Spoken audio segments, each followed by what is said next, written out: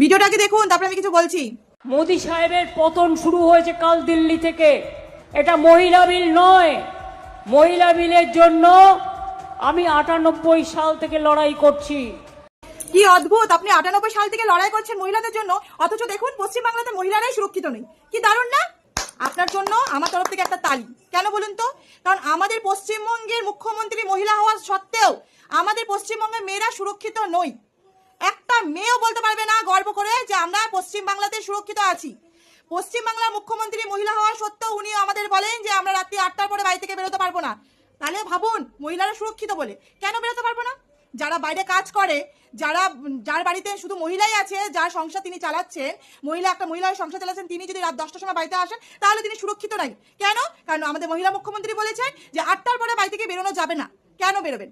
আর আপনিই বলছেন যে মহিলার জন্য আপনি লড়াই করছেন। আমার তো মনে হয় না, আপনাদের উদ্দেশ্য একমাত্র মোদীকে হারানো, তাছাড়া আপনাদের কিছুই না। উদ্দেশ্য এরকম। কি অবস্থা বলুন তো?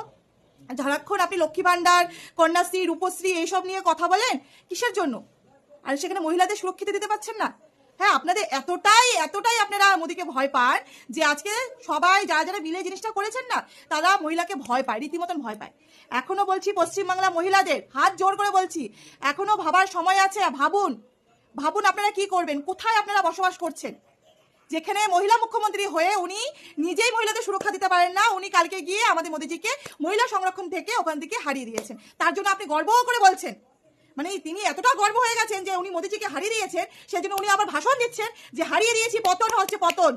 পতন মোদীজির হয়নি, পতন আমাদের মতন মহিলাদের হয়েছে। আর যারা এর সাথে যুক্ত আছেন তাদের উদ্দেশ্যে একটা কথা বলি, আপনাদের বাড়ি তো মা আছে, মেয়ে আছে, বউ আছে, সবাই আছে। আপনারা একটু ভাববেন যে কি করলেন। ঠিক আছে? জয় শ্রীরাম।